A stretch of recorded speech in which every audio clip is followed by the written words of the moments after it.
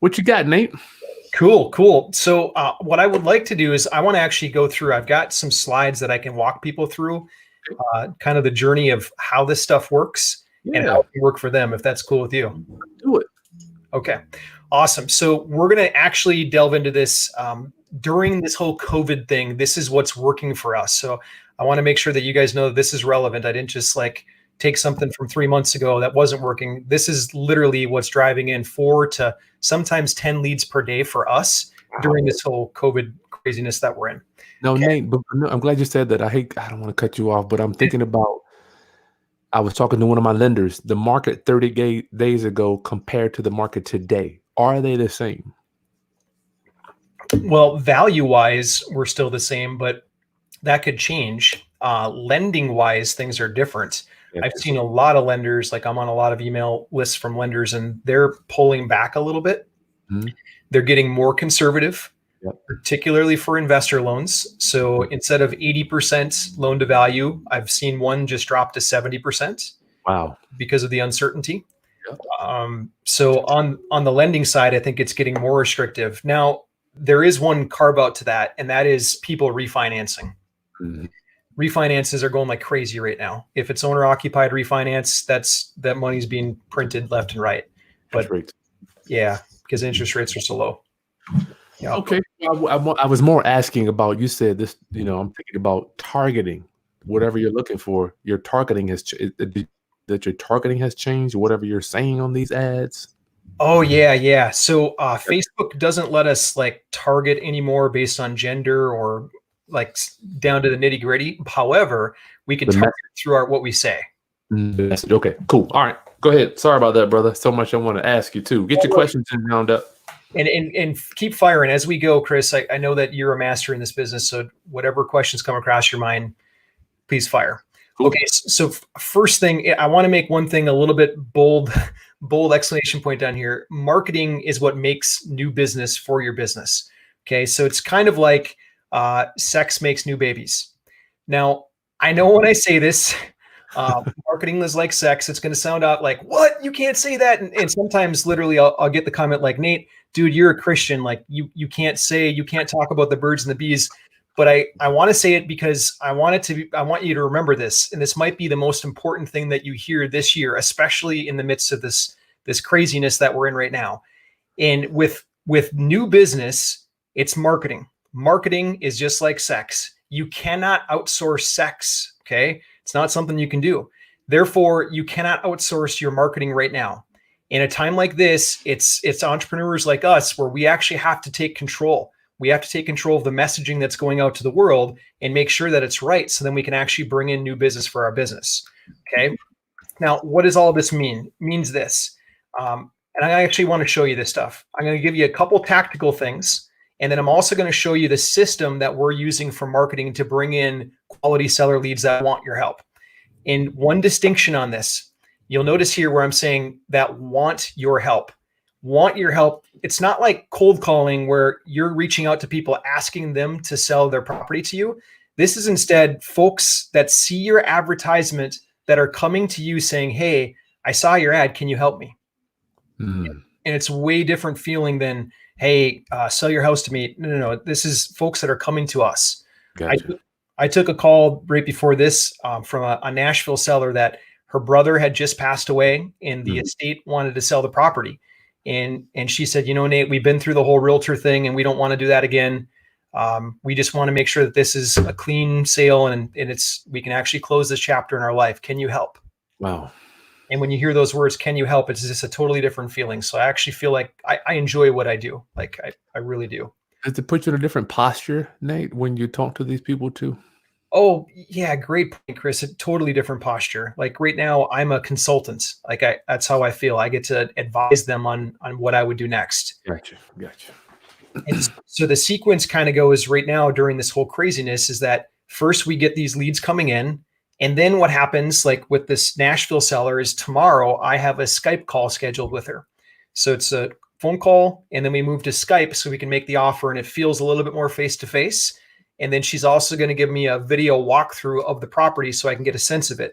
Nice. And because of this whole COVID thing, obviously. I mean, if different times you can go to the properties and meet sellers, but right now during COVID, Skype works really, really well. Mm-hmm. Okay.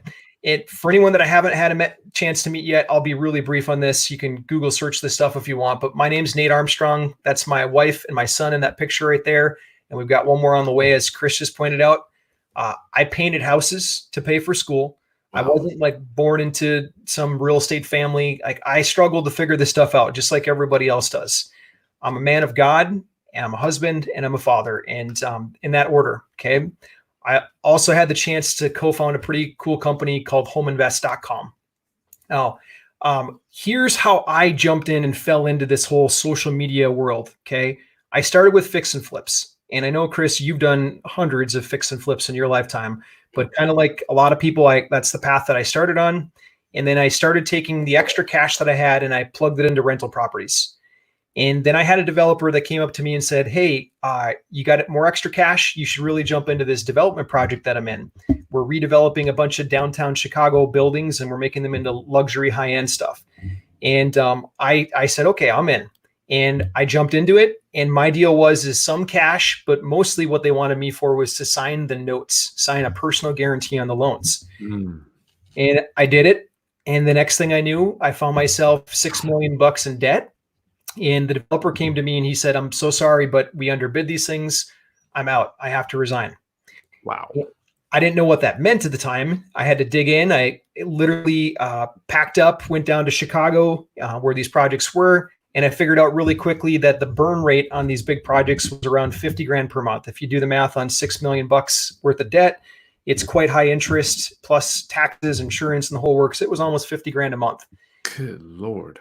Yeah. I sold everything just to pay for these things, to try to pay for them and keep them floating. I literally moved my family from a 3-bedroom nice house in the suburbs to a 1-bedroom apartment to try to like shore things up. And then I begged the banks. They gave me some extensions, but they said, you basically got to work on these things for free until these things are done. And I did that. And in the middle of it, I had people coming to me saying, well, Nate, like, you're nuts. You're crazy, dude. Just quit. Why would you even stick around? Like, just walk away from these things. Mm-hmm. And the reality is that the bank had something called a personal guarantee, and I couldn't, nor did I want to, because I wanted to see these things get finished. I had a lot wrapped up in these projects. So in that darkest moment that I had with basically squeezing this little 1-bedroom apartment with my son and my wife, sweating over the 50 grand per month or risking foreclosure on these projects, my wife and my son basically reminded me. They reminded me about like why I got into this business, what our priorities were with life and God, and how we're supposed to enjoy life. And up until that point, I had done what a lot of us do. Like I jumped in and I just started hustling, working really, really hard, and I wasn't really enjoying life. And it kind of started to show in the middle of this project. So my wife kind of pushed me and said, hey, get back in touch with some friends. Like you gotta network. There's gotta be somebody else out there that is doing something that can generate a lot of money in real estate. What else is going on? And I jumped onto Facebook, the network king of the world. And I started seeing something. I started seeing people posting. This one guy in particular was posting almost a deal every single day. And he was posting stuff like this. I just signed this deal today. I just signed this deal. And then here's another deal. Here's another deal. And I started screenshotting it. And that's what I'm showing right now on my screen. And then after that, I'm like, holy cow, if this person's able to get a deal every single day, I got to know what he's doing, because my development project was obviously not making any money. I needed to figure out how to make money again. Mm-hmm. And so I sent him a message and he said, well, hey, yeah, I'm doing it. This is what I'm doing. I'm doing Facebook ads. I'm happy to teach you. But if I teach you, then I've got to charge you something. And I said, let me in, teach me this stuff. And so he taught it to me. And what I got 3 weeks later was 5 seller signed contracts. Wow. And this is kind of, for me at this moment, this was like seeing a waterfall in the middle of the desert, because I didn't know how to get I knew how to wholesale, I knew how to fix and flip, but I didn't know how to get a lot of deals that I needed to really dig out of that hole. And getting 5 deals in a 3-week window, for me, that was miraculous. And so when I got that, I'm like, okay, this is game over. I'm going to make this thing work. And so I started really building a whole system around it. So think of it kind of like an ecosystem. When you get leads off of a certain platform, like whether it be cold calling or Facebook, whatever. If you've just got the lead, that's one part of it. But if you want to actually make this thing automized so that you don't have to burn all of your hours in a day, you've got to have the system around it. So I built an ecosystem around bringing in buyers, and it started with a Facebook ad. It sent them through, and I'm going to show you guys some of this too, but then it went to a lead capture form. Then it went to my call center, and then it went to myself or one of the people on our team that we call a purchase manager. And then we were basically able to enter contracts by sending them through this system. And then what happened next was the first time it happened in my life, and it like was a blessing from above. We had our first $100,000 a month. Nice. In fees, wholesale fees. Nice. And when we hit that, it was like, okay, if we can hit 100, I wonder how much we really can hit. What is the ceiling to this? And so eventually we finished the Chicago projects. We kept pumping. Lost our tails on the Chicago projects, but we finished them. But then things started to take off in the business. We had in 2016, we did 117 properties. In 2017, we did 124 properties. And then in 2018, we did 150 properties, which was the peak of the volume for me, which is insane. And then we got featured in a whole bunch of newspapers, and we made the Inc. 500, and the whole thing, like, it's a blessing, and I'm like amazed to this day that it even happened like it did, but it did. And now what you're seeing on your screen right there, this is the actual number of deals that we did month by month, sales volume. Like I document stuff. I'm kind of anal retentive about my analytics, but I document it. That's why I like talking to you, Nate. You're like a computer. I mean, you're like just breaking stuff down. I mean, you're so analytical when it comes to this stuff. I like to make sure that it works and with proof. Okay. So you might sit here, if you're anything like me, you're like, okay, Nate, great. That works for you. But what about me? Now I want to talk about you right now. You're listening to this right now. Let me give you some tangible stuff that you can use. And I'm going to give you the 3 steps that we're using right now during this whole COVID craziness that we're in. The first one, a lot of people think, well, Nate, to do what you're doing right now, don't you need to hire a marketing agency? And remember how I opened this thing? I said, hey, if you're going to outsource marketing, that's kind of like outsourcing sex. I don't want you to go and run and hire a marketing agency, not during times like this. Okay. The truth is that with a little bit of guidance, you can do this stuff. It's not so much harder to run a Facebook ad than it is to do a regular post on Facebook. It just takes a little bit of guidance. Now, when I started to scale this whole thing, I tried to outsource the marketing. I hired this marketing firm. These are copies of my transfers to them. I gave them a $4,000 down payment, $4,000 in the middle, and $4,000 when they finished to build this whole marketing thing for me. And I'll tell you this, I ended up getting 0 deals from it. 0. Wow. 12 were leads coming in? There were bad leads, or what was it? I got some leads. Yep. I did get leads, but they were all pretty bad leads. Gotcha. And then the funnel side of it, I had to redo a lot of stuff, and it wasn't their fault. Like I could be bitter and mad and all that kind of stuff, but it wasn't their fault. I'll share why in just a minute. Okay. I then went to a second marketing agency. I'm not going to print their name or anything like that, but the second marketing agency was even worse. I spent $4,300 with them. I got no leads this time, literally zero leads. I asked them for a refund. They said, nope, sorry, we can't give a refund. And then I said, okay, well, at least let me have all of the campaigns and all of the pages that were built. And they told me no. Wow. I'm like, what? Like, I paid for that. Mm-hmm. They said, well, Nate, we built it on our platform. The ads are in our ads manager. Like, we can't just give you admin access to our ads manager in our platform. So that one was a total loss. At least with the first one, I got to keep the funnel, but it just didn't end up working. And what I realized is that with agencies, it's not that they are the problem, because agencies try hard, at least the ones that I've worked with in the past. But the problem is that they don't speak motivated seller. Okay. Mm-hmm. Big difference with that. And because they don't speak motivated seller, they're trying to run ads for chiropractors, for attorneys, for all the local businesses, all that kind of stuff. And then we try to throw them in this boat of real estate marketer. And because they don't speak to our prospect, our seller, they don't do as good of a job as you or I might be able to do, because we know what our sellers are actually going through. Okay. Yep. The other thing that I realized with agencies is that they don't feel the pain of your ad spend. You pay them an upfront fee to set up, plus you pay them a monthly fee to manage, but your ad spend, that's out of your pocket. They don't feel any pain whatsoever. They get paid whether you get a deal or don't get a deal. Okay. So whereas if you and I are in charge of our own marketing, we are going to pay attention to where our money's going. Okay.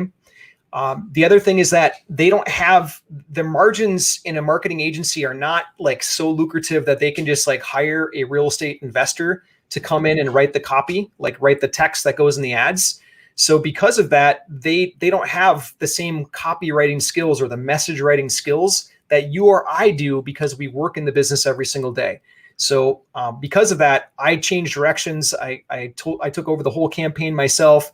I paid attention to where leads dropped off. I started really dorking out, like if a lead came in on this page and then they dropped off on the next page, I would drill it down to figure out why did they drop off? What's going wrong with that page? I would do, in the marketing world, we call it split testing, where you put up two different pages and you figure out which one people like better, which one do they convert on. And I spent a ton of time doing that. And then I dorked out to the next level and I added campaigns to it, texting, email, voicemail drop, all the follow-up things that I hated doing manually myself. I added it to this to make it really work well. And what happened is we started nurturing leads longer automatically and our conversions started going up and we got more deals because of it. Okay. I'm going to show you this guy, and I want to show you this guy for a reason. This guy's mastered this now. This is Scott. Scott jumped in like a year ago with me, and first thing he said is, "Hey, can we do this? I don't have anything built out. I don't know social media whatsoever. Like, what can we do?" And here's what we did with him.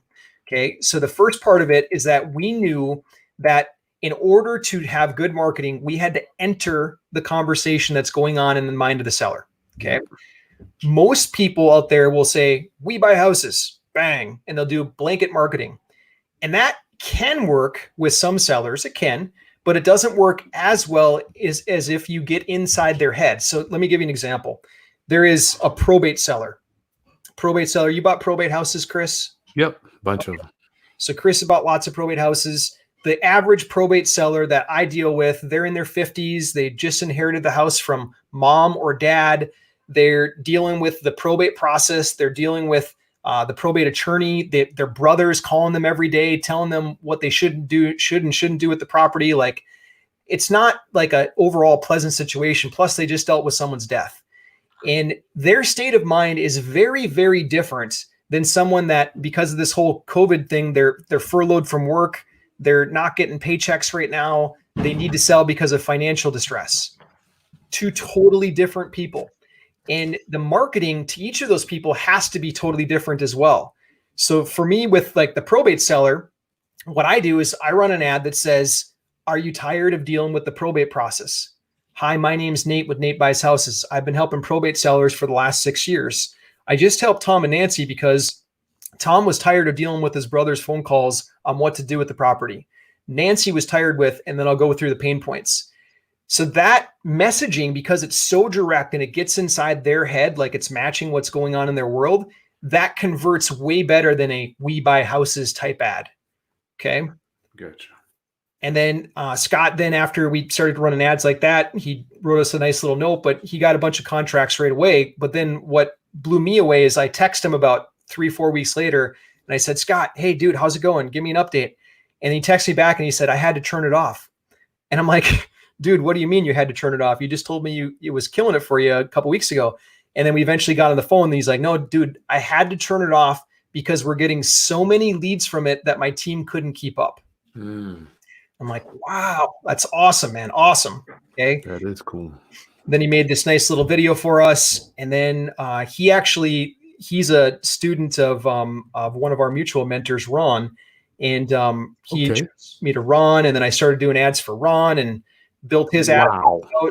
So we get a bunch of leads for Ron every single day. And then some other folks like that too. But here's 3 things you got to track. If you're going to jump in, if you're going to say, "Well, hey, Chris, Nate, I like what I saw today. I want to jump out and do this stuff." Here's 3 things you got to track. Okay. These are what we call KPIs, key performance indicators. You got to know how many leads you're getting every single week. You got to know how many calls you're taking, and you got to know how many on-site appointments or Skype appointments you're doing to make the offer. Just call it an offer.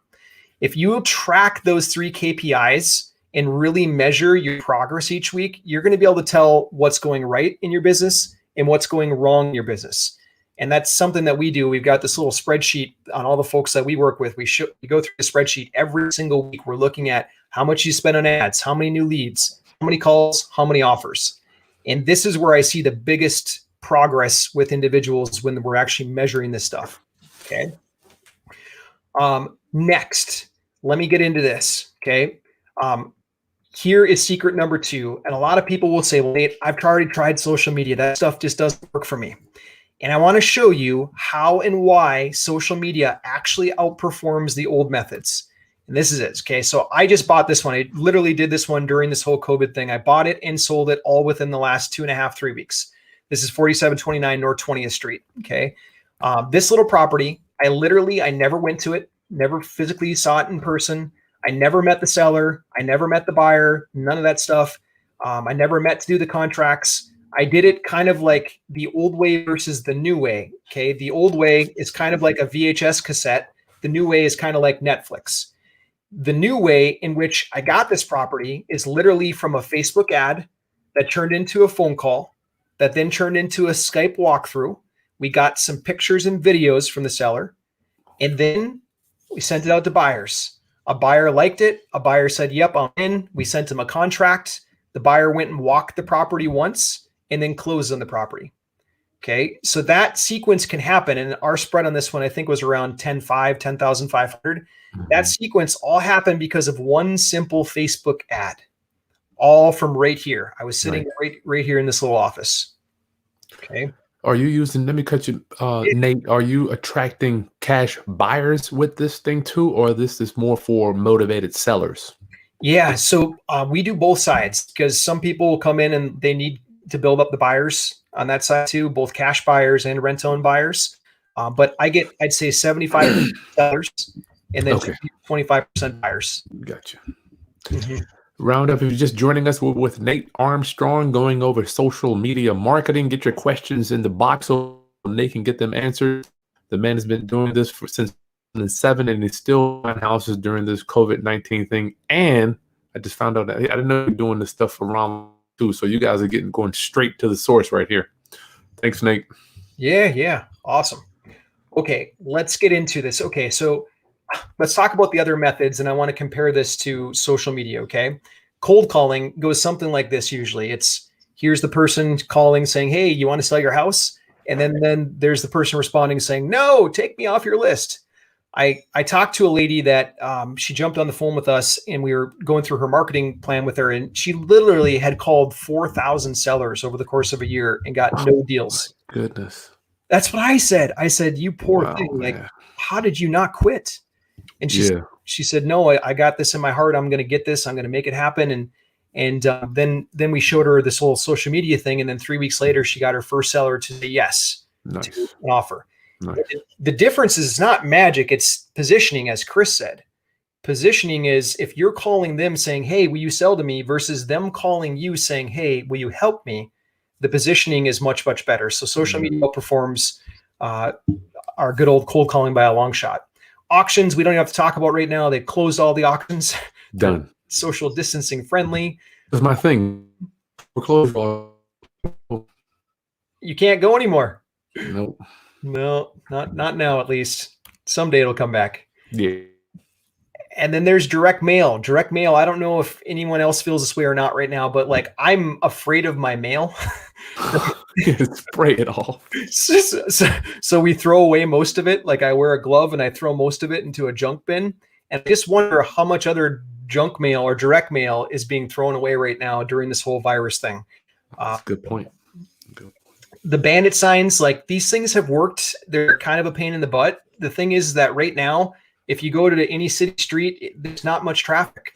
So the bandit signs don't do anything right now. So they're not worth putting out. Okay. And what happens with most real estate investors, and this happened to me early on too, is that we get out and we're like, okay, I'm going to try this. I'm going to do this cold calling thing. And then I'm going to try this new shiny object, expired listings. And then I'm going to try probates.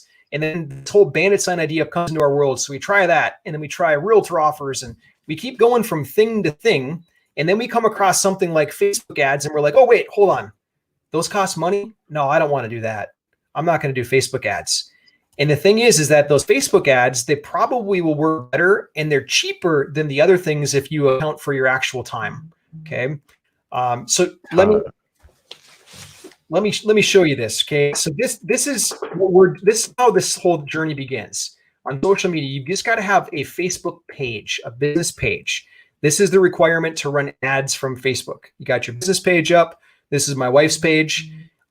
What we want to have is we want to have some personal pictures on it. We want to be very human. We want to respond to people like a human being. Facebook is a people platform. So the more people like we are, the more response and engagement we get from it. Okay. Most of the leads are going to come in and they don't even necessarily, if you got a good campaign working for you, you'll get comments that look like this. So it's not even necessarily like someone submitting or someone calling immediately. They're typing a question in the format that they're comfortable. It's kind of like when you see your friend post what they had that they cooked for dinner last night and you make a comment on it. It's the same thing. Gotcha. So Sammy's right now saying, hey, Jennifer, I've got this property. I'm looking to sell it. And the reason that people will do this is that Facebook gives a certain level of trust. So literally, like, they could click on my wife's profile and they could see who she is and they feel like they know her a little bit. So they're comfortable just sharing this information right there on Facebook. Okay. Now, the big magic for Facebook versus the other techniques is that once you've got a winning ad on Facebook, let's just say that I've got an ad out there that's getting me 2 deals per month. If I want to double my business, all I have to do is go inside my ads manager and double my budget. I double it, I get double the results. Whereas if I try to do that with cold calling, I'm going to drive myself crazy trying to make twice as many calls. If I try to do that with bandit signs, I'm going to drive myself crazy trying to put out signs. Same thing with direct mail. I'm going to have to drop several thousands of dollars more to go out and try to double my business. Facebook is the click of a mouse, and I'm doubling my traffic. Okay. Nate, I know I saw a slide earlier for people that don't quite understand the pages and everything. Do you help people set those pages up and pick up the right pictures? Not on the ads, but just on the home page on Facebook too? Because some people might not even know how to put that in there. Yeah, great question. So yeah, we do. We jump in, and for all of your viewers, we're going to do something special. We're going to open it up so that we can actually give them a totally no cost marketing consultation, and we'll walk through it and show them what we're doing and give them a plan for this. Okay. I didn't mean to jump advanced questions on the miss it because I know you showed a page there, and I'm like, that page looks it looked real sharp. I mean, I like the pictures and the little you got there. Yeah. Yep. We help with all of that. We'll show people how to do that. All right. And then this last thing, I always hear this. This is the last myth that I have to kind of bust, and I'm going to teach how we get around this. A lot of people will say, well, Nate, I don't have a big following. I don't have a bunch of people that follow me online. How is social media going to work for me? And I want to show you the reality is that we've taken campaigns literally from 0 following. They didn't even have a Facebook profile to getting consistent leads every single day within 14 days. And the way that we did it is like this. This gentleman, Lou, he came to us and he said, hey, I want to take this brand and I want to get leads. I'm taking a brand new Facebook page and I want to build this from scratch and get a bunch of leads coming in. And the same thing happened with Ron. If anyone knows Ron doesn't market his name when he's buying houses. He uses a buying company. Nate. Oh boy, I lost Nate. Hope that's not me. Hey, I need help getting leads. And we've taken folks like that and from scratch. And Nate, back up. You froze, brother. All we heard was I saw the picture of the guy and we didn't hear anything about that. Oh, sorry about that. Okay, so we're taking accounts literally from folks that are part of different real estate franchises, all the way through folks that they've never even been on Facebook before, and we're taking them from 0 all the way up to having leads coming to them every single day consistently within 10 days. 10 days, the magic timeline. What did you say you did? Well, for Ron, we didn't hear anything about Ron. We missed that clip, but we heard the Lou Brown. But after that, it went blank. You froze. Brown, everything we're good. We're all caught up. Okay, cool. And then the other thing is that, so you don't have to like have a bunch of people on social media because the people are already there. We just need to pay Facebook a little bit of money to let us talk to all those people. And organic doesn't work for this. If you're thinking like, oh, I've tried organic does not work. I've tried it before. Just you won't get the reach. Instead, you give Facebook a little bit of money, and then Facebook will do the rest. It will reach out to a lot of people with the right campaign. Okay. The other thing is that when leads start coming in, rather than you and I trying to call everybody right away or follow up with everybody, when you have digital leads, you can put them through digital automation and follow-up. So what you're seeing on your screen right now is an autoresponder. It means that when people come into your world, we can actually engage with them automatically. We send them a voicemail first, a text message second, and then a series of emails that will go to them until they book the actual call with us. I'll get into this a little bit deeper too. You can even add things like I've got on my website, my wife's website, I should say, a chat bot. I've got this thing built on a software called ManyChat. It pops up. It's in Spanish. My wife speaks Spanish. It pops up and says, hey, how are you? Are you looking to sell a property? And it will have a conversation with them. And it's going to be too hard for you to see this on your screen, but literally it'll take the conversation all the way down to the level of what's the address of the property, how many beds, how many baths, how soon are you looking to sell? It'll do a chat message on Facebook back and forth with them to collect all that data for us. And then we can jump on the phone with them once we've collected the data. Oh, wow. Powerful stuff. That is powerful. Okay, so you can actually get these leads in less than, it takes us about 10 days to build the whole thing up from zero. The other thing that people will often ask is, well, Nate, how much do these ads cost? I've heard that Facebook ads are expensive. And I'm going to give really general numbers. And I don't want anyone to say, hey, this is exactly what it's going to cost me, because the reality is right now, Facebook ads are cheaper during this whole COVID thing because there's less businesses marketing than there were just 2 months ago. And if you're in a different part of the country, Facebook ads might cost more. They might cost less. So I'm just giving a very general bucket here. Okay. So with my campaigns, we're somewhere between 2 and 4 leads per day with $33. So that gives me 2 to 4 chances with a seller to land a deal for $33. If I want to get more leads, I'll jump up to $6, $7 per day, and I get somewhere between 4 and 8 leads. Now, where I start to really see my dollars, like they magnify themselves, is when I'm spending about $99 per day. And not everybody has to. Very few, actually. Most of our members are somewhere around $40 a day. Is when if I put in $99, I get up to 20 leads in a day. And for some people, I don't know how many deals it takes you to close a deal, how many leads, but some people, they can close a deal on 5 or 6 leads. So everybody's different. Everyone's skill sets are a little bit different. So no one can actually like quote that when you'll close a deal. But for leads, like this is a lead producing machine. This puppy will pump out leads like no other. Okay. Sometimes folks say, well, Nate, I'm too busy to learn all this tech stuff and social media and all that kind of stuff. And the whole invention of social media is actually. Golly, Nate's freezing. And I'm going to talk about that in a little bit. We'll give you a marketing plan that you can take and put into play if you want. But really, you should be able to save a ton of time using social media. You'll save so much time not having to chase leads, cold calling, direct mail, all that kind of stuff. Okay. Remember Isaac Newton, Mr. Chris? I do, back in the day. Yeah. So this is an interesting little stat on him, but he invented the theory of gravity, calculus, and his theories on optics, all during what era of time? Anybody want to guess that's listening? Let us know in the chat. No Google searching this. You can't look it up. What era of time did Isaac Newton invent the theory of gravity, his theories on calculus, and theories on optics? Okay, here we go. He did it during the bubonic plague in 1665. Okay. What's interesting about that is that everyone was quarantined during that era.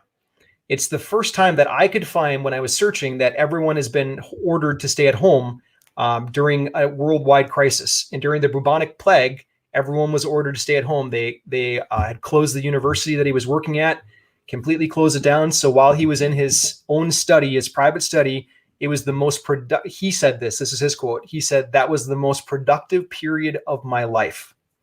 Okay. Why do I bring that up right now? Well, we're all in this crazy time together right now. And we've got a couple of choices. We can either sit here and we can say, you know what, I'm going to binge out on Netflix, or oh no, I agree.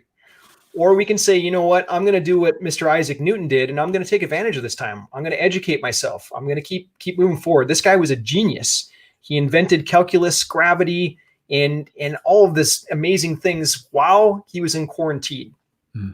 And today, I want to challenge you to do the same thing. And Chris and I are going to open up for questions and take questions here in just a minute.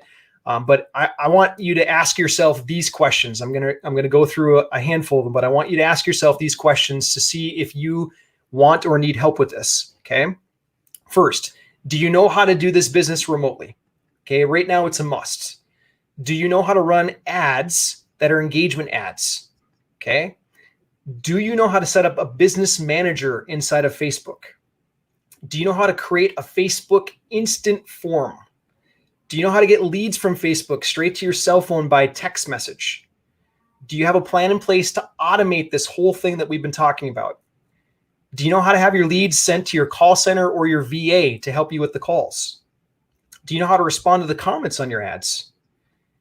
Do you know how to get from or do you know how to ramp this thing up so you can at least get one deal per week from social media? Do you know how to get apartment buildings off of Facebook? A lot of people will say, well, Nate, hey, does this work for apartments? The building you're looking at on your screen right now, that's one that I did. And I got this one for $750,000. I sold it for $850,000, $750,000, sold it for $850,000, double closed it same day, didn't have to put up any money. And then the buyer on it held it for 3 months and then came back to me and said, Nate, I don't like the tenants that are living in there. Can you help me sell this? So we put it. What? Yeah. And he said, well, hey, can you help me sell it? So we put it back out for sale and we ended up selling it for $1.2 million. So I got paid twice on that property. Are you a broker too, Nate? No, not a broker. I do have a real estate license, but I don't use it at all for Gotcha. I use it for the MLS mostly. But on that one, I got paid assignment of contract fee on the backside. Gotcha. Y'all hear that, Roundup? He's got his license, but he doesn't necessarily use it for those purposes. You licensed, Chris? I'm not, brother. No, I'm not. Yeah, I got a broker that works with us, so she handles all that stuff. Yeah, it's better. It's much better. Okay, ask yourself this question: do you know how to handle pixels and retargeting ads? Do you have a plan for running Facebook ads and not losing money? Do you know how to scale these ads? Okay. Now, if you don't have a plan for each of these things, then the solution is kind of like Mr. Michael Jordan. He's standing here with his coach, Phil Jackson, and he's getting some guidance. Michael Jordan was one of the best players, arguably the best of all time in his sport. And he still had some folks that gave him guidance along the path to help make him better. And if you're saying to yourself, well, Nate, this stuff sounds kind of hard. It is. We're talking about right now building something that's wildly successful. Like, no joke, this is what's fueled all of my traffic right now for the last handful of years, probably 4 years, almost 5 years. And because of that, and sometimes I still get referrals here and there, but the majority of my new business that comes in because of ads. And because of that, it's let my team and I grow. Like I showed you a little bit earlier, we've been growing exponentially because of that.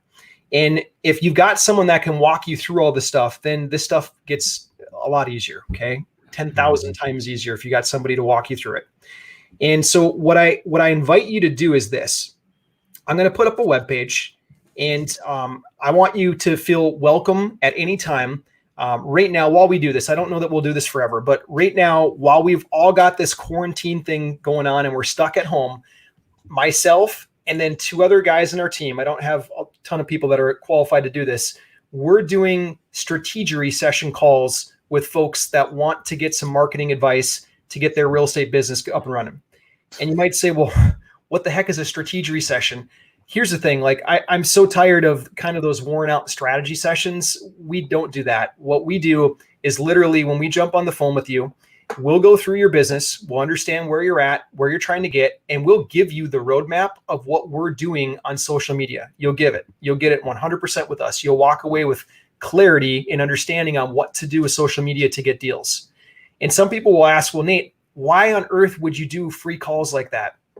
Number one, because a lot of people that jump on and get that plan with us, they'll ask us, they'll say, well, hey, Nate, can you just do this for me?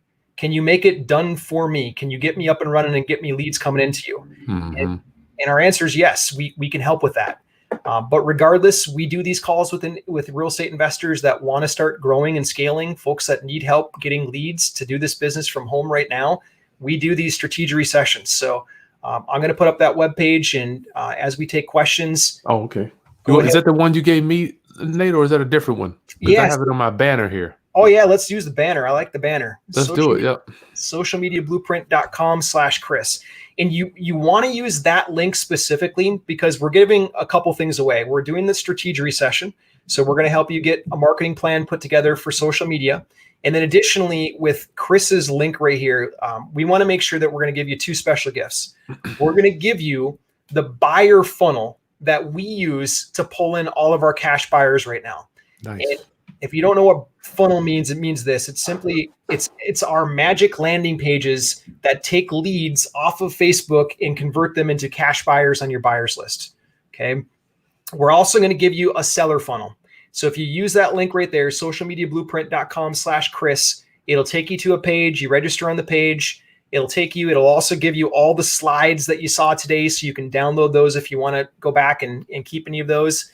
And then you'll get emailed a link that lets you book a call with us. Okay.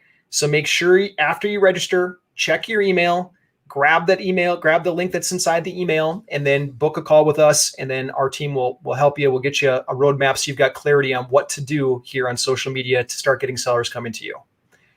Then okay. Nate, we're talking about a 15-minute call. I mean, how much can you get done in 10 to 15 minutes? How does this call, just give me a picture of what this call looks like. Yeah. So these calls, they could take 15 minutes if that's all that you want help with. Most of the folks that come on, they really want help. They want a full blown plan. So they usually go about 45 minutes. Wow. So, but if someone's in a hurry and they just want to talk for 15, that's cool. That's cool. Like we're just going to give where we can give. And we know that some people, they want deeper help. So then we'll help them on a deeper level when they want help. Nice. This man Roundup is going to take 45 minutes out of his day. Is it going to be you, Nate, or who are they talking to when they call in? I mean, you're the master designer of putting all this together. Who's on the phone? Yep, and that's a great point because we can't take 1 million of these calls because there's only 3 of us on the team that can. I've only got 2 other ad builders, and those folks. So it's myself and 2 other folks that work on our ads team, and it'd be one of us 3. So it's you click on the links once it comes to your email, and then from there, you'll get to pick the time on your calendar that works best for you. Roundup, the link is in the video description. If you can't see it on your screen there, or if you're on another media channel, the link is right in the video description on YouTube, socialmediablueprint.com/Chris. You know I worked out some goodies for you, y'all. So get in there. He's giving you those 2 funnels for no charge. You can just swipe that stuff. I love swiping funnels. It's so cool. Just take the data. The swipe, yeah. And these are not like old ones that got dusty on the shelf. This is what we're using today in our business. And Gotcha. I go in and update them all the time after split testing, thousands and thousands of dollars of ad spend to make sure that they're the highest converting ones. Yeah, when you told me how much you had lost in 08, I'm like, this dude's the real deal. You know, that's almost the true test. Have you ever lost? How much have you? Me too. I was like, you ain't lost no big money, man. You just wait. Yep. Round up. Get your questions in. Nate, thank you for sharing all that data. That was cool. Thank you for having me, Chris. I appreciate it, man. Yeah, let's get to some Q&A. You still got a little time, Nate, or what? We went over. Yeah. Let's answer some questions. Let's take care of people. Round up. We got Nate Armstrong here, real estate investor since 2007. The man is doing 4 to 6 deals a month, just running these Facebook ads. Actually jumped on board with Nate too, and it's crazy because I'm hanging out with Ron now, learning that he's working with Ron and Jay Connor. It's really cool. You guys are getting plugged right into the source. I mean, it's just amazing how people overlap in their relationships. So I'm bringing them right to you guys. Get your questions in, y'all. How's it looking? Oh, thanks for another step. You're welcome. Nate Palm, you're welcome. Jed, he's located I forget, round up. Make sure you put your location in. I need to know where you're coming in from, your city or your city. Located a seller in pre-foreclosure. When he contacts him, what's the best approach? That's a good question for you, Nate, being that we're in this social distancing. Yeah. So, hey, Jed, nice to talk with you, man, here on this platform. So, Jed, what I would do is first, I would understand that they're in a little bit of a sensitive situation, and they've also got a time delay that's on their, or a time crunch that's on their side.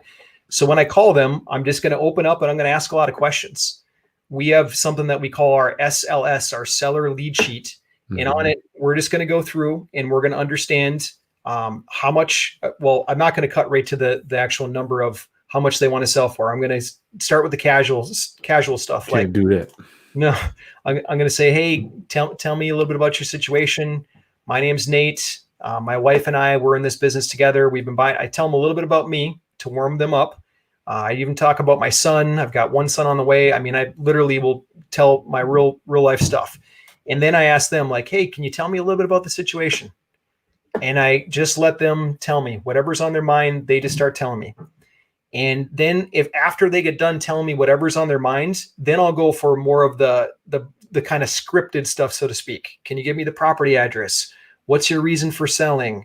What's your timeline? How much are you looking to get around for the house? I'll go through that stuff only after I let them talk. That talking period I found is the most important time because that's when they're really going to tell you like what's going on. Like the Nashville seller call that I took right before I jumped on here, she told me her whole story. Like her brother bought this property. He was an attorney in town and this was his dream property. And something else she told me that's probably going to be the linchpin that secures this deal is she told me that her brother really dreamed to develop this property. He wanted to parcel it out and subdivide the property. And I bet you tomorrow morning I've got my Skype call with her. If I include in my proposal that I will make sure that I'm going to take it through that development stage, I bet you that that's one of the linchpins in the whole deal. Probably right. So that's listen. A good that's I like the way you've noticed that you take a picture of that in your mind to bring that around, not manipulating anybody, but at the end of the day, if you're honest with them and letting them know that what you're going to do, they would more be happy to sell it to you because they can see that vision too. Chris, you're so right. You remind me of a house in Woodbury, Minnesota. Minnesota. Lord. So this Woodbury seller, it was a similar estate sale, and the son at the closing table, signing documents, I'm taking the transfer, all that kind of stuff, title transfer, and then he says, Nate, I appreciate working with you, shaking hands. He's like, I did have an offer for 10 grand more than your offer. And I'm like, his name was Chris with a C. I'm like, Chris, why didn't you take the other offer? And he said, Nate, because there were a couple things that you're doing that's important to us. Number one, you told us that we could take as much time as we needed to clear up mom and dad's stuff. And then number two, you told us that after it's renovated, we can come back and take pictures. And to my sister, that meant the world. Wow. And I learned so much. That Chris told, this specific seller named Chris taught me so much that day. Like now I pay so much attention because he took $10,000 less all because I listened to them when we did our first walkthrough together. Listening. You sound like a Dan Kennedy guy. Are you a Dan Kennedy guy? I'm not a direct Dan Kennedy guy, but because I'm in Ron's inner circle, and then I've been Frank Curran's, like I feel like I get Dan Kennedy every week, but I haven't actually been with Dan himself.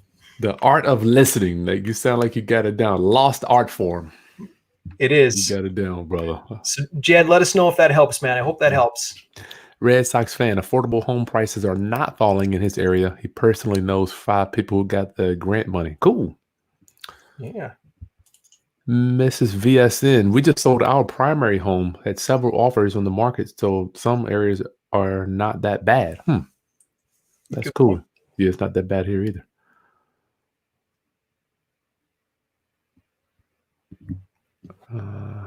Forget to open the future. Get your questions in, round up. I got a million things I'm trying to go through here, Nate. I'm looking at this chart. Dead, Trump, lenders, Titan. This is quite the platform. I like this. I'm trying to look at lenders, Titan in there. They will make more money. Jamal, this dude is sharp. He's got a lot of good points too. Jamon, there's no money. Jarrell, hey Jarrell, how much do you spend on ads in a day? Nate, I know you said that. I love this system because when you told me, Chris, I just want something where I can dial up or dial it back at my whenever I choose to do that, which is kind of why I jumped on board. Go ahead, Nate. Tell me about this. Yeah, great question, Jarrell. So, Jarrell, I spend it depends on the market and it depends on what I'm going after. If I'm in a aggressive mode like I am right now, then on one ad in Milwaukee, I've got running for $25. On my Nashville at 25 per day. On my Nashville ad right now, I'm running it somewhere, I think at 40 or $50 a day, somewhere in that range. So it just depends on what I'm going after. And then there's periods of time where, like, I spoke with my office, my partner in my office, Kate, this morning, and she said, Nate, I had to turn the ad off for a couple of days to get caught up on all the leads that I had. And I just turned it back on this morning and I've already got 4 leads. So yeah, so it just depends. So a safe, like if I had to guess, and I don't know where you're at in the country and what you're trying to go after, but $25 goes a long way on Facebook. If you're in a really expensive city, maybe it's more, but $25 goes a long way. Nate, I just don't, I started in 2004 and I'm like $25 even back then. I mean, you're just not getting anything. You're not getting in front of maybe 10 or 12 people for that amount of money. It's just mind blowing when you think about it. You guys are so spoiled Roundup. Y'all have no idea how this. And this could be like the ads are lower today than they were 4 weeks ago. Yeah, it fluctuates. Yeah, it fluctuates. So right now, like during this whole craziness, a lot of companies, the local bakery is not running ads. They can't. The dentist office is not running ads. Wow. So right now you got a golden opportunity to get in front of people right now. 62% of Americans are on this darn device, the smartphone. Yeah. Every day you can get in front of them using just social media. Man, I love it. The internet is powerful. Josh, for great info, I'm in. There you go. Awesome, Josh. Looking forward to talking with you, man. Red says he hasn't given any numbers. Oh, we went over that. Nate selling something. Well, so yeah, that's how this thing works, Red Sox fan. Been working on Facebook ads. When can I? Joshua wants to know when can he get signed up. We put the video link. There's a link right below, my friend. Yeah, so socialmediablueprint.com/Chris. Here's what it will look like. It'll be a registration page where it's me standing in front of a house with one of our sellers. And on it, you just put in your name, your phone number, your email, click submit. And then what happens is you'll get an email that's sent to you. In that email, you'll be able to sign up for the call. So make sure you check your email. If for some reason it went to spam or something like that, then grab it out of the spam folder and come back around and click that link that's in your email. Yep. The link is right in the video description. Roundup, get your questions answered by Nate, the man that is putting all this stuff together on his social media. This is craziness. I live in New York. Day. Hey, Day lives in New York. Can I invest in real estate in other states with my LLC without creating a new LLC for each state? Yeah. So Nate does it. Go ahead, Nate. Day, the answer is yes. Actually, the apartment building that I showed you, my client on that one was from New York. He's from New York. Really good dude. But yes, you can. The thing is that each state, if you're going to buy and sell properties there, and I'm not an attorney, I'm just giving friendly advice here, but each state requires that you register your LLC locally. So if I've got a New York LLC and I want to buy properties in Florida, I have to register my business as a foreign entity in the state of Florida. So you do that on their Secretary of State webpage, or you hire an attorney to do it for you. Gotcha. Nate, you got this stuff down. Taste the Jenga. They want to know, Nate, should they focus on buyers first, then sellers? Which one would you recommend to focus on first? Yeah, so Taya, I like to get the seller first. Here's the thing. In this kind of market, buyers are easier to get. And I know that if you're like brand new and you're like, well, I don't know, where do I start? Trust me, buyers are easier to get. I can put up a buyer ad and I'll get a buyer's list of 30 some people. I literally just last week, I showed one of our members, Laura, in our group, how to put up a buyer ad. She put it up in 3 days. She had 39 buyers, 3 days. Boom, boom, boom. All like hawks trying to find property from her. So I focus on the more valuable part of the deal first, which is the seller. If you get the seller first and you get a signed contract with the seller, now you have something. You've got a real piece of property or a real contract. Product. Yeah, you got a product. And now you bring that to your hungry buyers, or you build your buyers list as soon as you got the contract. It takes off like wildfire. So I'd get the seller first. Here's the thing I tell people, Taya, is us buyers, I consider I'm a buyer, right? So we're like sharks in a bucket. All you got to do is drop that deal in there, man. We're gonna just try to devour it. We're in the bucket. We're always looking. Sharks in the bucket, like that. Yeah. Al Danger, is it necessary to have a business website along with a social media account? Nate.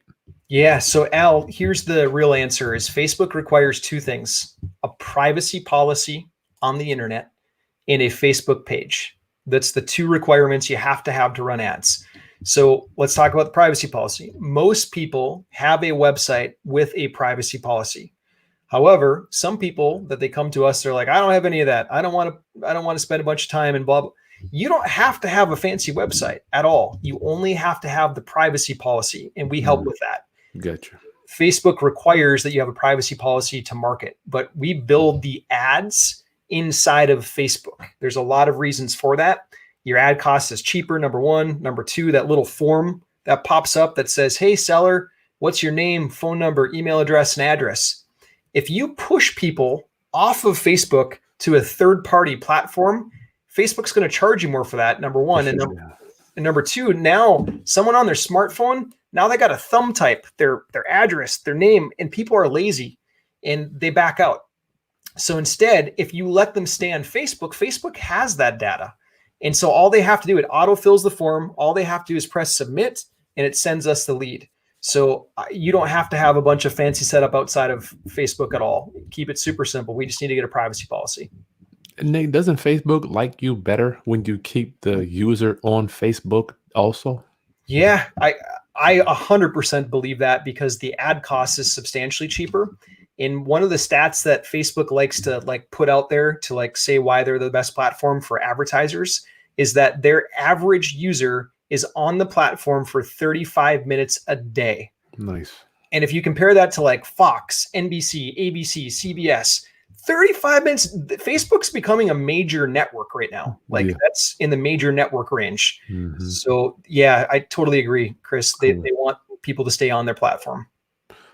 Day, hey Day, where you guys coming from? I think you were in New York. How do you sign contracts with social media method remotely in order to complete the deal, Nate? Yeah, so I like to use this little thing called DocuSign. It's everybody knows about it now, but there's probably a dozen competitors. HelloSign.com is a free version. You get limited amount, but it's free up until a certain number per month.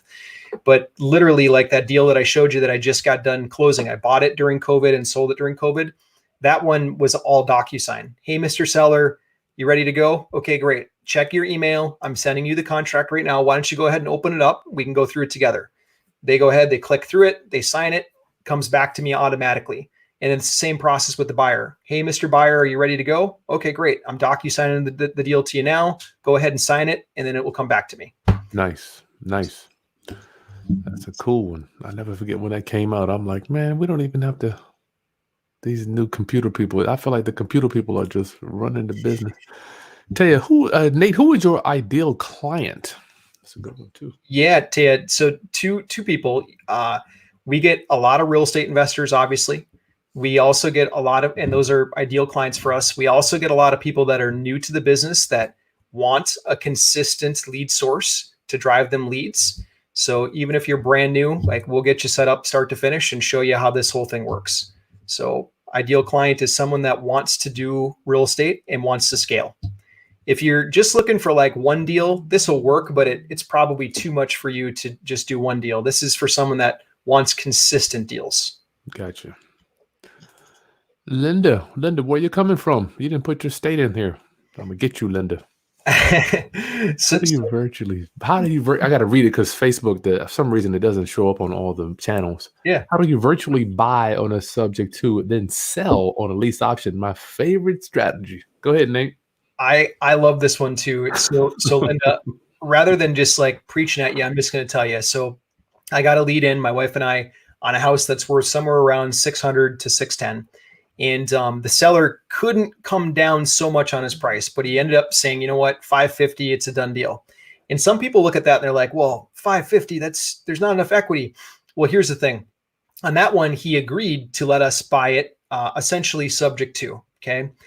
He doesn't actually have a mortgage on it, but I did this whole thing virtually, and I'm going to show you the mechanics of this.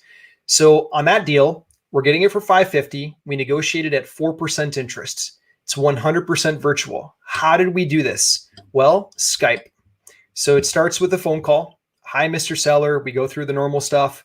Then we get to the point where we're like, okay, you know what? Let me run my numbers and let's schedule a call where we can actually do a video walkthrough together. How's tomorrow at 10 o'clock for you? So the seller said yes. All of a sudden, they got us the next day, they got us walking around the property on a video tour on their phone. We get a good sense of the property. And it's at least enough of a sense to make an offer subject to inspection. Now, I'm not suggesting that anybody buys a house without ever visiting it. I'm not saying that at all. But I am saying that we can make an offer that's subject to inspection virtually. Okay. So this particular seller, we did the walkthrough, everything went good. I said, okay, great. Let's ink the deal. Let's sign the deal. We sent the contract over. They sent it back by DocuSign. Now I'm in my inspection period. And during that inspection period, I sent people to the property to go look at it and assess it for us. Okay. I was happy with what we found based on their assessments. I called the seller back and said, okay, great. Let's move forward. Why don't we start the drafting of the documents for us basically taking over this property in a monthly installment payments. And we sent it over to an attorney. The attorney drafted the paperwork. We went back and forth a couple times on some minor details. And then we came to an agreement and then we signed contracts. So that's the front side. And Linda, if you're like, well, gosh, how do I do the back side of it? If you're going to start showing the property virtually to somebody else, there's a lot of ways you can do it. But one of the fastest ways that you can do it is you can find a local realtor that can show it for you. You just work out a flat fee agreement with them where they get a percentage of the down payments, and then they can be your showing agent. Okay. Now you don't have to physically be there. You can do it all virtually. Don't forget, rounduppers, agents are already showing houses. So all you're not asking them to do anything new. Precisely. Roundup, get your questions in. Garrett Graylin, what up? Oh, Oklahoma City, cool. And Denver, nice. I did that right. OKC is Oklahoma, right? Yeah. OKC. Dr. Realtor. Oh, hi. Oh, hi. Okay, cool. What is the name? Doctor wants to know, what is the fee for the blueprint? Yeah. So doctor, it depends. And thanks for joining us today. It depends on what you have and what you need. Our services start at $1,800 and then they go up from there, but it depends on what you need. Some people, when we get in there, they've already got a website. They've already got Facebook Pixel and codes installed everywhere.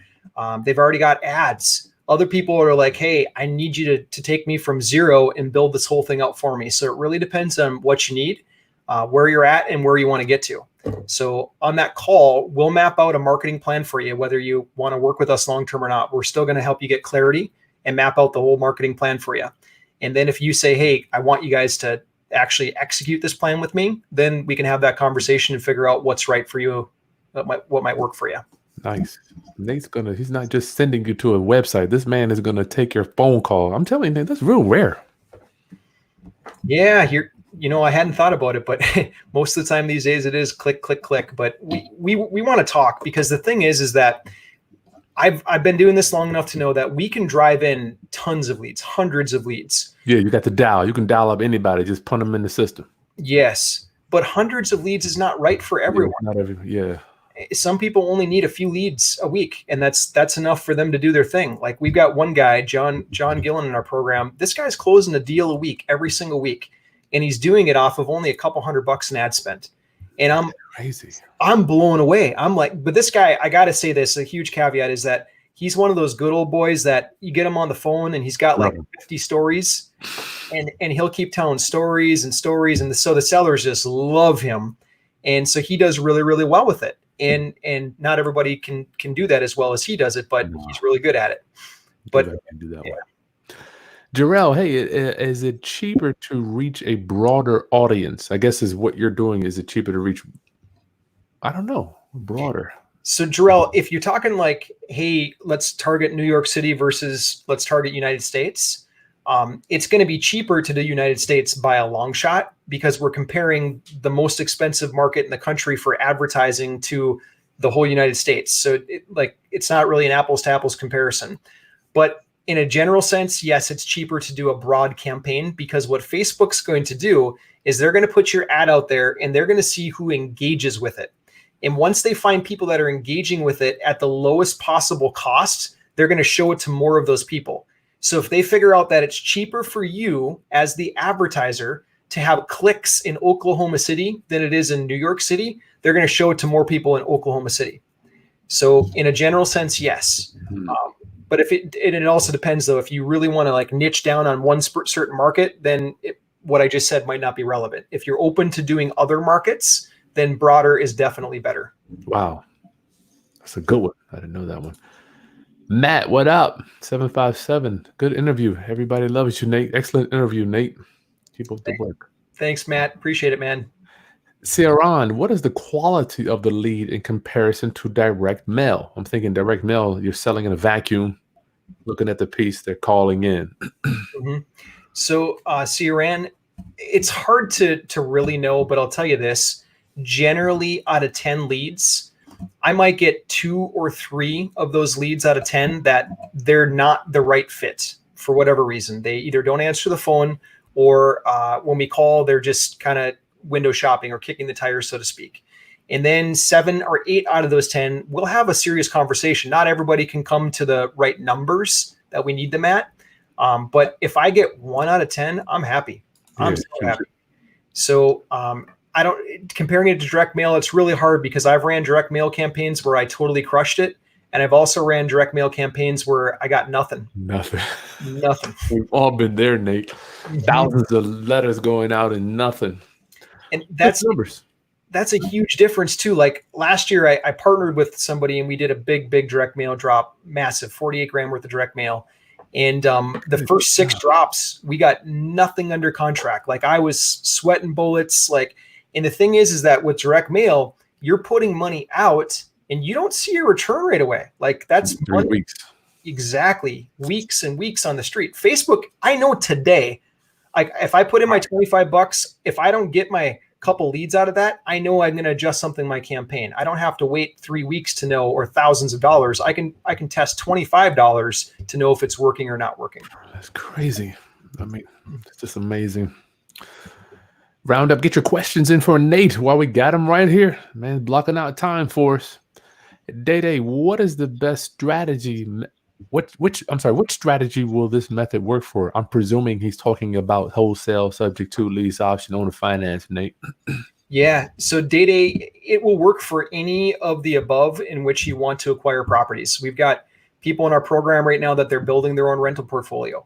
We've got people that are in a program that just do wholesaling. We've got other folks that just do the subject to business. So what's the common denominator is that social media, Facebook specifically, is a people platform. We're connecting with people. It's not necessarily about like the house. We're not hunting for houses on Facebook. We're hunting for people that have houses. Mm-hmm. So if you're buying houses in any way, shape, or form, people are on Facebook. And that's why it also works for apartment buildings too. It's not that you're hunting for an apartment building on social media. You're hunting for the owner of the apartment building on social media. So it'll work for all of them. Barry Cat, you guys are dropping jewels. Nate dropping jewels. That's right. Thanks for watching, Barry Cat. Thanks, Barry Cat. Casual Wealth TV. Hey, my brother, Nate the Great. That's a good one. I'm gonna coin that one. Nate the Great. I like you already, Mr. Casual Wealth TV. All right. Do you have funnels that work for locating subject to and lease option sellers, Nate? Yeah. It's more on the ad itself than the funnel, but the ad itself, yes. And I'll drop some golden nuggets here publicly. You guys probably have heard that Zillow in a lot of markets has pulled back the reins. Yes. Because of the full COVID thing. So the Nashville seller that I was on the phone with yesterday, she was on the phone with me because she saw an ad that basically said, and I'm going to paraphrase, but it said, "Did Zillow leave you hanging?" Oh man. think about that. So there's tons of sellers across the country right now. Like this seller was almost crying. She didn't quite cry, but she planned her whole next move and her family's life in the next move, and it was contingent upon her house being sold to Zillow, and Zillow left her hanging. And so, yeah, this works exceptionally well for subject to, for any of the above. You just have to market. You got to speak to the seller, get inside their head. So if you know that someone, like, great subject to properties for me are the ones that the realtors try to sell and the realtors just aren't able to get what the seller needs to clear the mortgage. So I'll go in and attack that. Like, even if your house didn't sell with the realtor, give this a shot. Gotcha. So I'll speak to the conversation in their world. Round up, go below, schedule your strategery session with Nate. All you got to do is click on that, put your information in. Nate, you call them, right? After they put their data in, you reach out to them? Yeah, I'm going to send them an email immediately. As soon as they register there, they're going to get an email. And then in that email, then they'll click the link in it and they can book a call. Gotcha. Is it a calendar or something? And they pick a time? Yep, with Calendly. It'll have you fill out a couple questions about your business and then pick a time. But make sure you check the email. You got to check the email. Get that. Okay. It's in the video description, Roundupper. Socialmediablueprint.com/Chris to get those bonuses for the funnel hacks. Casual Wealth. Do your funnels work for getting off market distressed multifamily too? Yeah. So Mr. Casual Wealth TV. Yes, that's the deal that I showed a little bit earlier. The one that I got for $750, sold it for $850. That was a multifamily property. And that one did need some love, needs some work put into it. And that's what in part let us sell it for $1.2 million on the backside. The thing with this that I want to give a mention on is that the seller of a multifamily property is different than the seller of a single family house. We're talking about more experienced landlord at this stage. So we have to speak to them differently than we do someone that maybe they just got the house through probate. It's just a different conversation that's going on in their world. So generally what I found is it's a little bit more expensive to find a savvy landlord that needs to have a quick disposition or a quick sale.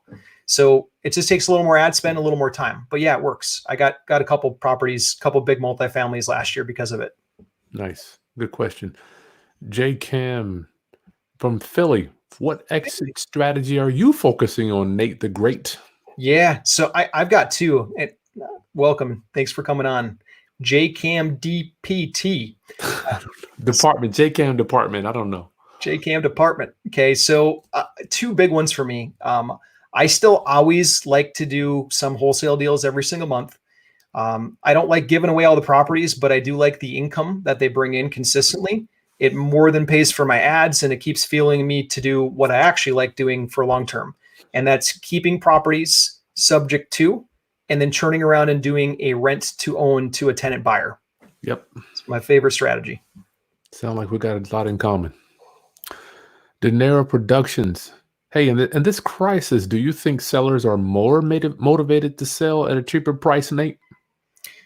So it's an interesting question. We did have in some of the lower end spectrums, like we had this one landlord that he's got a property that his tenants aren't paying the rents, and he offered us his house probably 3 months ago.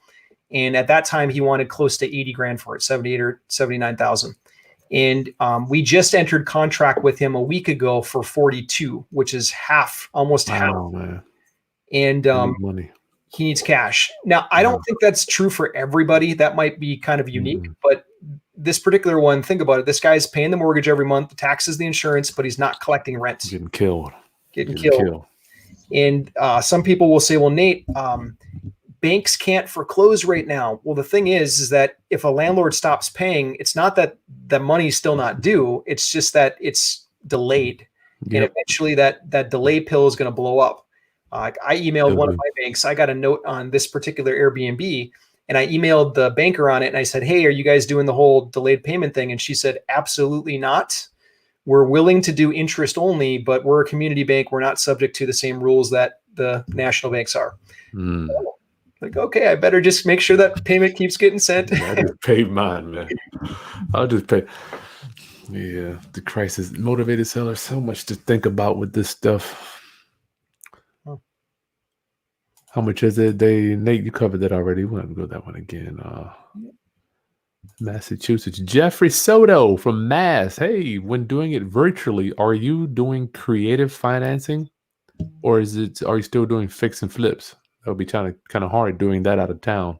Yeah, Jeffrey, listen to what Chris is saying. The flip side, the flipping business virtually is really tough because the biggest, like I've done a lot of flips and I used to love doing it. Now I'd prefer to do something that takes me less of my time and nets me more of profit in the end.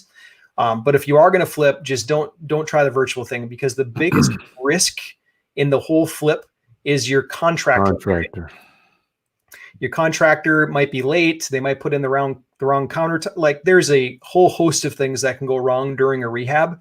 And what I found is that really to make a rehab go well, you got to be there all the time, or you got to hire someone to sit there for you and babysit, which is expensive. So, yeah, that's true, Nate. No one cares about your house. I say this so much every day. No one cares about your flip more than you do. Nobody. I haven't met him yet. I don't know about Nate. I agree. Totally agree.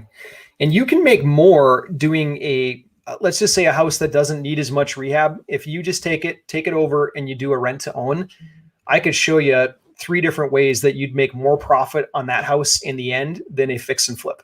Even the folks that challenge me and say, well, Nate, hold on. What about the upfront? Like I need to make money this year, not on the backside. You can get some good down payments. I've got 10, 20%. I had one that was 17% down. That was sizable freaking check from the tenant buyer. And it's totally doable. You just have to run the right ads to bring those people in. And we do those ads. Nice. Ron always says the longer you hold the house, the more money you make, Nate. Do you think that's true? 100%, because you've got a secret savings account that's being built up. What's that? So the secret savings account is that when you collect money from the tenant buyer every single month, you're sending it to the lender to pay down the note. And when you pay down the note, there's 2 things happening. Part of that payment goes towards interest and part goes towards principal. And principal is the actual loan balance. When you make a little tick off that every single month, it's kind of like putting money into a savings account. Okay. You can't go and like grab that money tomorrow, but when that house does sell eventually, all the amount that got paid down on the mortgage came from the tenant buyer that you put into this little secret savings account. All of that principal that you paid down, you now get to cash in on. It's like getting the biggest savings account piggy bank ever handed to you that your tenant paid for. So it's a secret savings account. Nice. Round up, get your questions in for Nate about this social media marketing. See what he can do for you right now. I got him on the line. Ultimate Bargains. This guy's deep. He's sharp too. How do you protect yourself from your realtor agent? That's your boots on the ground, I'm presuming, Nate, stealing your buyer. Yeah. So Ultimate Bargains, good question. I used to have the same fear, but then I kind of analyzed it a little bit more. I have a contract. So I literally sign an agreement, a written agreement that I have with the realtor so that they're not going to pull shenanigans. And then B, realtors, especially if they've got their realtor designation, they have a code of ethics that they have to live by. And if at any time, if you or I hired them and they did something that we felt was in violation, we could go to the board of realtors and turn it in and they could lose their license. So realtors aren't going to mess with that. Now, if you go to like a co-wholesaler or a JV deal, there's no regulation there. Like, so that kind of stuff can happen. But with realtors, I haven't seen it happen as long as there's a signed contract in place. Nothing verbal. It's got to be signed contract still. Gotcha. Is that paperwork that you provide your clients with, Nate? Yeah, we've got every contract that I've ever done with attorneys that we use in this business today. We keep it in there. Casual Wealth TV. Do you do any marketing funnels for Instagram, or does the Facebook campaign cover Insta as well, Nate? Yes. So Casual Wealth, Instagram is part of Facebook. So it's when you're advertising on Facebook, it's just a couple more clicks to include Instagram as well. But we don't run the seller campaigns on Instagram. The seller campaigns and I've tested at least $3,000 or $4,000 worth of ads on it. And it just doesn't perform as well as Facebook ads do. Is that because of the demographic, Nate? I'm just thinking it's younger people on Insta. I don't know. I assume that's it. Like you get grandmas on Facebook right now, and I don't know that grandma's hanging out on Instagram all the time. Not yet, at least. Not yet. Yeah. I'm sure grandma's coming though. I mean, years ago they wouldn't have been on Facebook. It's true. Very true. Round up, get your questions in. How much is it? We covered that. Isaiah, how much is it? He wants to start immediately. Isaiah wants to start immediately. What does he do, Nate? Yeah. So Isaiah, and I saw your other question there too. You come to socialmediablueprint.com/Chris with a K. Make sure you come there, register, get the email. The email will come to you. And then on that email, use that to actually book a call with us and then jump on the phone and talk to us. Yeah. Your other question was around course. How much is the course? So we're not a course. What I've found out with the whole course thing, it's quite different. A course is kind of like, here's a map, get through the woods. And a lot of people can get through the woods with a map. But what we decided when we set this thing up is that there's so much tech that's involved, and we didn't want people getting lost in the woods. So we'll give you the map, yes, but we're also going to have a guide grab you by the arm and walk you through the woods so you don't get eaten by a bear and you take the shortest path. Gotcha. So that's how we do it. So it's not a course that we do. Nice. Doctor says she's in. There you go. Good for you. Direct mail is dead. I don't know if it's dead, but I was going to ask you something, Nate. Yeah, direct mail, it still works. You just have to have stamina. Yeah, staying power.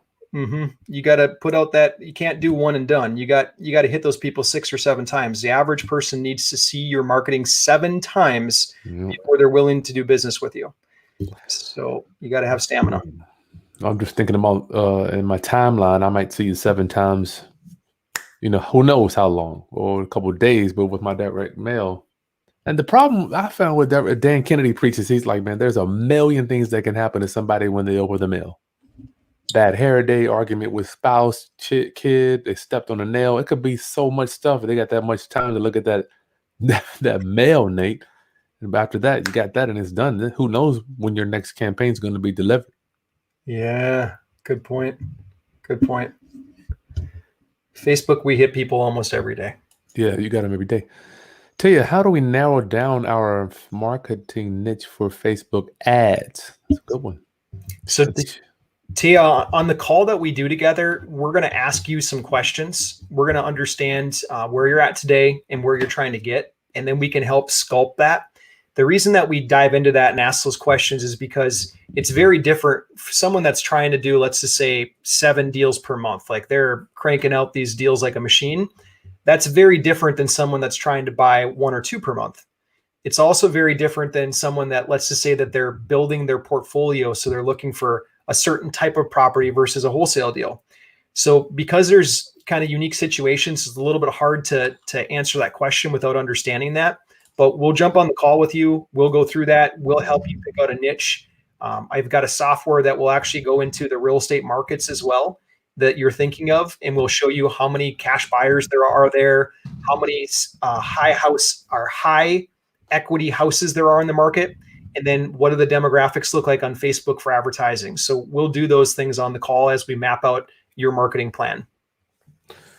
Cool. Todd, hey Todd, he said he received an email, but there's no link inside of the email, Nate. So Todd, it's coming. You're going to get a couple because you got a free gift coming. That's the buyer funnel. You got a free gift coming. That's the seller funnel. And then it's probably the 3rd email that you'll get. So it's coming. Keep a lookout for it. It's coming. I promise. Cool. And additionally, Todd, if you really want to get it without checking the email, right when you registered, it took you to the slideshow, like literally me talking to the slideshow. Under that slideshow, a button will pop up. It takes like 5 minutes or so, but under that, you can click that button if you don't want to wait for the email. That'll get you in there a little bit faster. Oh man, y'all getting some secrets here. Getting some secrets. That is cool.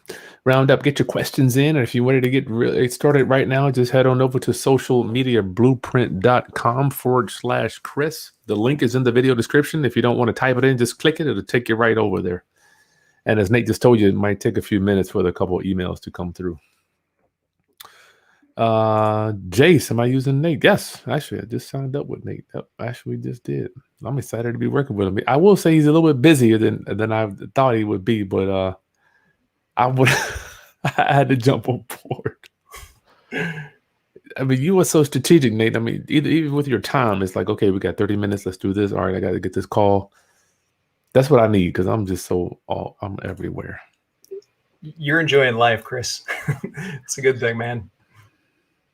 Let's see. Round up. Get your questions in.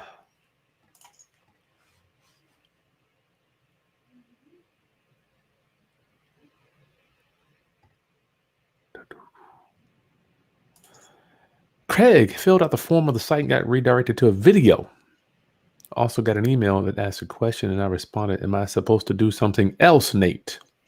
No, Craig, just in your inbox, you're going to get a few emails. Once you get the one that's got the link to sign up for the call, just click on that one and then you'll answer a few questions about your business and then you'll be able to actually book a time. Just watch your email for a little bit longer. If you really want to get on there like right now, then go back to the page that you registered on. And then underneath the video that starts playing, there will be a button that pops up that you could click to get on right away. It just takes a few minutes for that to pop up. It's a hidden button until you're on the screen for a few minutes. Good one. Round up. Get your questions in, Doctor. Last question. You can ask as many as you like. I paid for this one here. This is on my dime for today. Will this work for a foreclosure list, Nate? I don't know. So, Doctor, the answer is yes, it can. You can upload any list you want into Facebook, and then Facebook will profile match as many people as it can. I hesitate a little bit because I want to make sure you've got the right data on the list. It's not the same data that you would pull if you're trying to cold call someone. So when you're trying to cold call a foreclosure list or a pre-foreclosure list, you're looking for phone numbers. So you usually do something called skip tracing. Facebook doesn't care as much about that as they do email addresses. Why? Here's why. Facebook, when you sign up for it, you sign up with an email address. So that's the beginning of the profile building that Facebook does, is your email address. So if you can get a foreclosure list with emails, you'll have many more matches than you would if you didn't have emails on it. So if you're going to do a list thing and you want us to mark it off of a list, try to get email addresses. Gotcha. Dorian says, thank you so much. Linda, thank you. You're welcome. You're welcome. Thank you, Nate. Best wishes for your family. David, oops, sorry about that. David, are you helping with marketing other businesses besides real estate, Nate? So, David, I wish I could say that we did everything, but we learned a long time ago that we had to really be good at what we do. And so we just do seller leads and buyer leads, real estate world. That's our thing. Gotcha. Sorry about that, David. Francisco, hey, my friend, would you suggest having a website before starting Facebook ad campaign, or does it work just well without a Facebook page? I mean, I'm sorry, does it work well just with a Facebook page? So, Francisco, you don't have to have a website at all. All that you need is a privacy policy. And if you don't have one, then that's part of what we'll do to help get up in the World Wide Web for you. The thing is that nobody really goes to your website. If you're running a really good Facebook campaign, no one's going to go on your website. They're all going to stay inside of Facebook. And it's cheaper for you to keep them in Facebook's world. So I don't recommend going off and building some fancy web page. Let's build the whole campaign in Facebook and let's let Facebook do its job to bring the people to you. Yeah. JCam PD, are we learning how to do this on our own, Nate, or on our own with your system? I think you answered that, but go ahead. Yeah. So yes, we're gonna teach you the whole blueprint. So first, let me back up. When you book a call with us, we're going to lay out a marketing plan for you. We're going to show you what we're doing on social media to make this stuff work for ourselves and for other people. We're going to listen to where you're at today and where you're trying to get, and we're going to give you our prescription of what we would do to help market where you're at. If you say, hey, I really like what you're saying here, I want you guys to do this with me, then great, you can hire us. We'll build this thing with you. We'll get you launched. It's kind of like building a small plane, a marketing plane. We're going to build the plane. We're going to get that plane up in the air. We're going to get that plane level. And then we're going to grab you and we're going to pull you up into the cockpit with us so that you learn how to fly the plane. And with marketing in your business, especially during this time, you really want to know how to fly that plane. Once you learn this skill set, this is a skill set you're going to have forever. If you know how to market your business, you're never going to have to worry where your next deal is coming from ever again. So yes, we do teach you how to do this. We've got some done for you component, which is building the plane and getting it up in the air. But ultimately, we want you to know how to fly this plane. You got to know how to fly it long term to keep deals coming to you. Yeah. And I also just did an update for those of you that are like, hey, I can't wait for the link to come by email. I did an update to the webpage as we're talking right now. And so literally when you register now, right below the video, that button it'll pop up immediately. It's a big blue button. So you just go ahead and click the button immediately, and then you don't have to wait for the email. Nice. Thanks, Nate. Yeah, I think some people are kind of needed to. Well, to me, I feel like as I'm looking over my business career, I just feel like some windows they open up, you got to make a move right now. I mean, I was watching my mentor. He's like, man, sometimes things just happen. What are you feeling about that? How's your gut telling you, Nate? I'm going harder right now. I've been at this now since 2007, and I saw one big cycle that I lived through. Right now, I'm going harder than I have in the last 10 years by far. I feel a little bit bad because my son wants to play more, but we get plenty of time. We go outside and hang out at least once a day. But I'm going really hard right now because I see a couple things happening. Number one, everyone's at home. That's never happened. Never happened. Never happened. The only time it was even close is that research that I showed you on the bubonic plague. When Isaac Newton was stuck at home, it was only because that region of the world was isolated. But this is the first time the world's been at home. Unreal, man. The second thing that makes this amazing right now is that ad cost is really low. It's much cheaper than I'm used to seeing because businesses can't market right now. You're right. So right now is like our golden window to help sellers. Sellers still need help. They do. I get calls every single day. I'm getting sometimes I'll get up to 20 seller calls in a day between myself and my partner in the office, and sellers still need help right now. So I do see this as a kind of a golden window right now. Nice. David, when you're marketing, how we doing on time? Nate, I don't want to hold you up, bro. I'm here for you and your folks, man. You got good people. Appreciate it. Thank you, Nate. Round up, get your questions in. Get them in. He's right here. David, when you're marketing using your system, will campaigns come from your account or our account? And if it's ours, should we create a new real estate specific profile to run the campaigns, Nate? Yeah. So David, great question. I learned this lesson the hard way.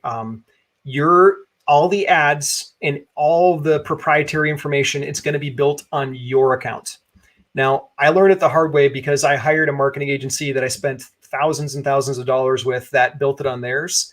And then when I wanted to go my own direction, they said, I'm sorry, like it's built on ours. You can't take this with you.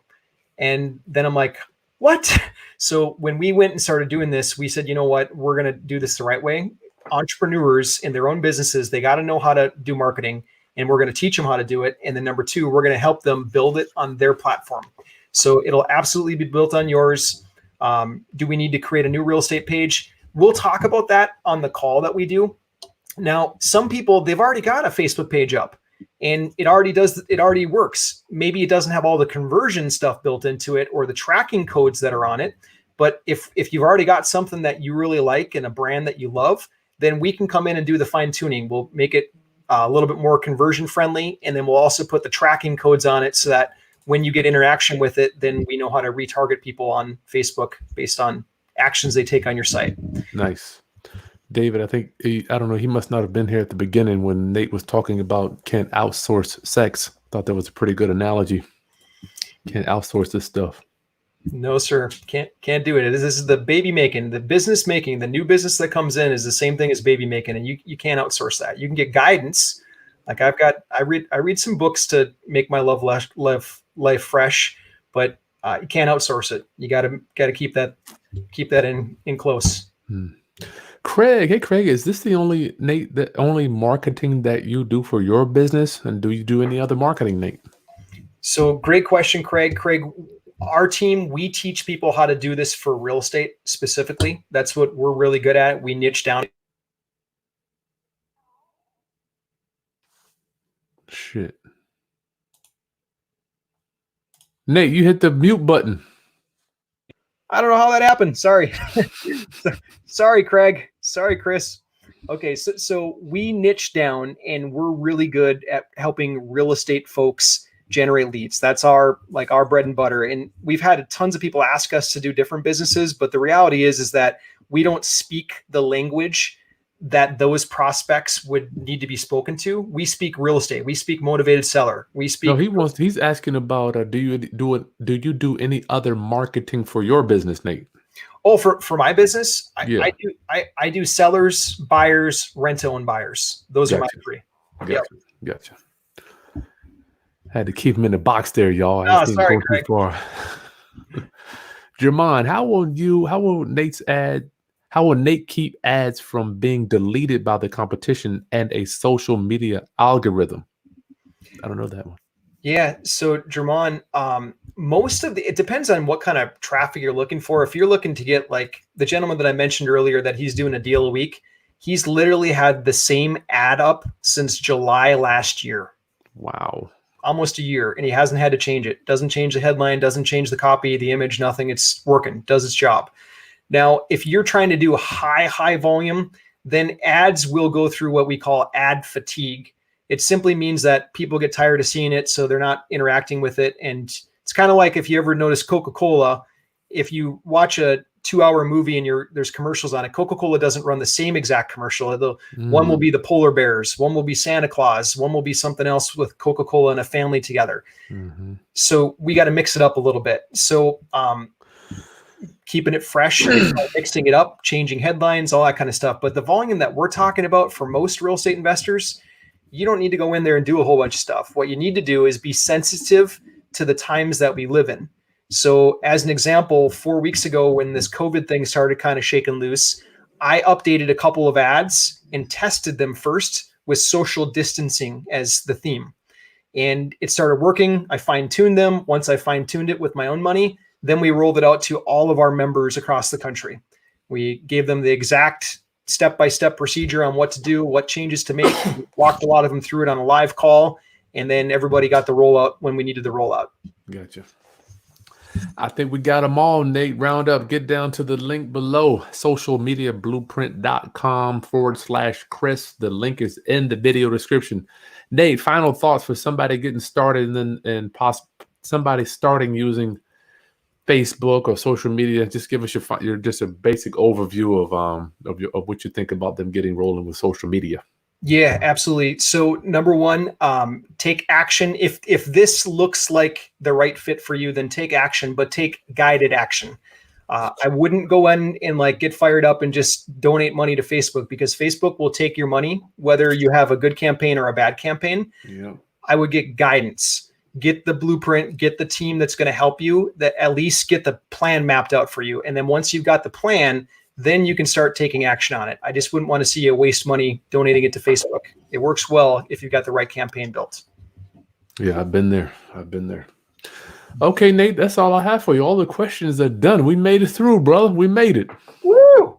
Man, you got some active folks, Chris. A lot of good energy in there. Yeah, man. The rounduppers, they're looking and they're doing deals. I mean, buying, holding, lease option subject to. I don't preach just wholesaling, Nate, as no doubt is known. I'm just like you got to get in there and mix it up a little bit. I agree.